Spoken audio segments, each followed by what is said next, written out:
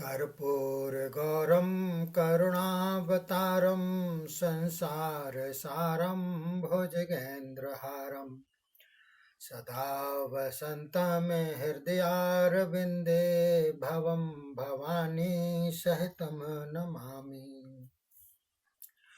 बोलिए शंकर भगवान की जय। बोलिए शिव महापुराण की जय। बोलिए सनातन धर्म की जय। तो देखिए साथियों, शिव महापुराण हमारे रेगुलर चल रही है। आज के एपिसोड में 20वां अध्याय है, जिसके अंतर्गत सती शिव विवाह का वर्णन दिया हुआ है। तो ब्रह्मा जी बोले, हे नारद जी, शिव जी के द्वारा मेरा वध रुक जाने पर सारे देवता प्रसन्न हुए, अपने अपने मस्तक झुकाकर नमस्कार करने लगे, बड़े प्रेम से स्तुति करने लगे। मेरा भी उस समय सारा भय जाता रहा। तब मैं भी अनेकों स्तोत्रों से उनकी स्तुति करने लगा। तब अनेकों प्रकार की लीला करने वाले सदाशिव मुझ पर प्रसन्न होकर कहने लगे, हे ब्रह्मा जी, अब तुम निर्भय हो, मैं तुम पर प्रसन्न हूँ। अब तुम मेरी आज्ञा से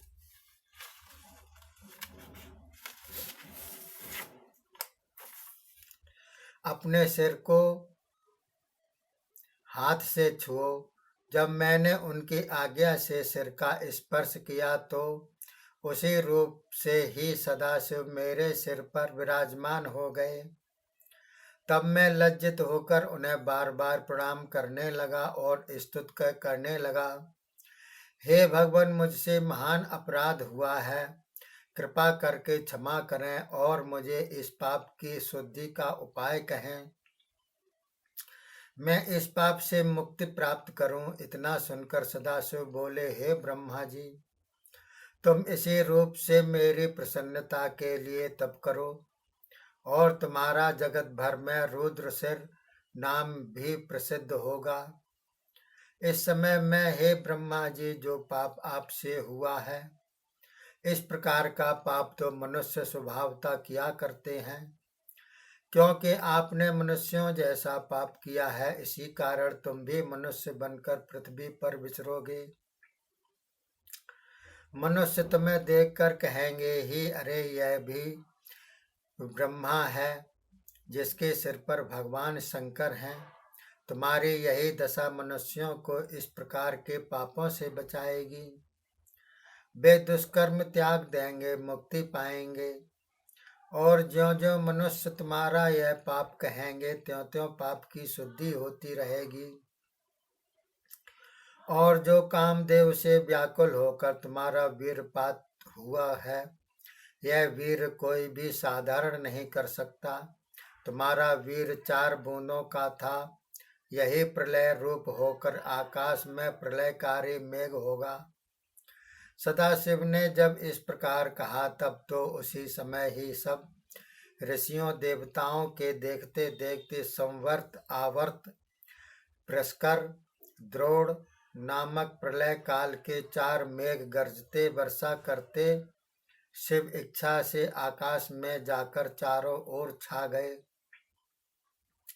उसके बाद शिव जी का क्रोध शांत हुआ। ब्रह्मा जी बोले, हे नारद जी, तब मैंने शिव की इच्छा से शेष विवाह के कृत्य पूर्ण कराए।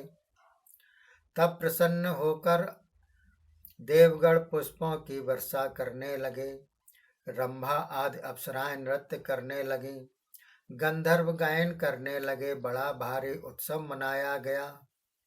ब्राह्मणों ने अनेक प्रकार से स्तुति की। श्री महादेव जी इस आनंद में उत्सव से परम प्रसन्न हुए। तब लौकिक गति के आश्चर्य रूप भगवान शंकर बोले, हे ब्रह्मा जी, तुमने मेरा विवाह कृत्य पूर्ण विधान से ही करा दिया है, अतः मैं तुम पर अतीव प्रसन्न हूँ। अब कहो, तुम्हें आचार दक्षिणा क्या देनी चाहिए? जो चाहो मांग लो। इस प्रकार सदाशिव के प्रसन्नता पूर्वक सूचक वचन सुनकर ब्रह्मा जी हाथ जोड़कर प्रणाम करने लगे और बोले, हे भगवान, यदि आप मुझ पर प्रसन्न हैं तो आप इसी स्वरूप से इसी स्थान पर सदा विराजें, जिससे मनुष्यों की पाप शुद्धि हो और मैं भी यहाँ आपके निकट अपना आश्रम बनाकर अपने इसी पाप के नाश के हेतु तप करूं। और दूसरा, जो भी मनुष्य चैत्र शुक्ल के पक्ष की त्रयोदशी तिथि रविवार के दिन आपका दर्शन करे, उसके समस्त पापों का नाश हो जाए और पुण्यों की वृद्धि हो, और दुर्भागा, बंध्या, कुलटा, कोई भी पापनी आपके दर्शन करे, उसके भी समस्त दोष निवृत्त हो जाएं। हे नारद जी, इस प्रकार मेरे वचन सुनकर सदाशिव ने तथास्तु अर्थात ऐसा हो यह कहा। फिर बोले, हे ब्रह्मा जी, मैं तुम्हारे कहने के अनुसार इसी तुम्हारी बनाई हुई वेदी में अपनी पत्नी के साथ सदा विराजूंगा। इतना कहकर तभी सदाशिव उसी वेदी के मध्य में अपने अंश रूप से पत्नी के साथ विराजमान हो गए। उसके बाद भगवान शंकर जी ने दक्ष को अपने समीप बुलाया और अपने स्थान पर जाने के लिए विदा मांगी। तब दक्ष ने विष्णु आदि देवताओं के साथ उनकी स्तुति की। चारों ओर से जय जयकार की धुन गूंज उठी। तब दक्ष से आज्ञा पाकर सती जी के साथ नंदीगढ़ पर विराजमान होकर रुद्र भगवान अपने निवास स्थान को चल पड़े। उस वेला भगवान सदाशिव की भवानी के साथ अनुपम शोभा छिटक रही थी। इस शोभा से विष्णु आदि देवगण एवं दक्ष प्रजापति मोहित हो गए। कोई बाजे बजाने लगे तो कोई गायन करने लगे। इसी प्रकार सबके सब भगवान शिव का यशो गायन करते हुए सदाशिव के पीछे पीछे हिमालय पर्वत तक चलते गए। फिर भगवान शंकर से आज्ञा पाकर ऋषि देवता आदि अपने अपने लोकों में चले गए। भगवान सदाशिव अपने पत्नी के साथ एवं अपने गणों के साथ कैलाश पर्वत पर विराजमान होकर आनंद विहार करने लगे। ब्रह्मा जी बोले, हे नारद जी, जगत जननी श्री सती जी के साथ इस प्रकार से भगवान रुद्र का विवाह हुआ। इस कथा को विवाह होने से पहले जो मनुष्य श्रवण करता है उसका वैवाहिक कार्य निर्विघ्न हो जाता है। यदि कन्या विवाह से पूर्ण श्रवण करे तो इसी प्रभाव से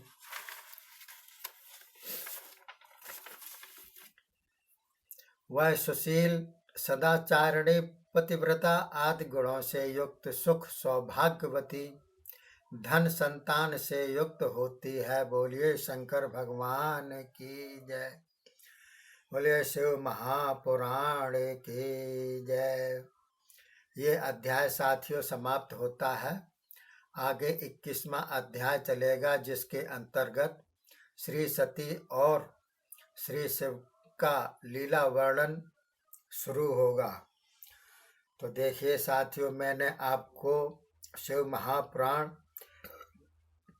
बड़े ही उत्साह से सुनाई और आप इसी उत्साह से सुनते रहिए और आनंदित होते रहिए और भुक्ति मुक्ति पाते रहिए। तब तक के लिए धन्यवाद। जय हिंद, जय भारत।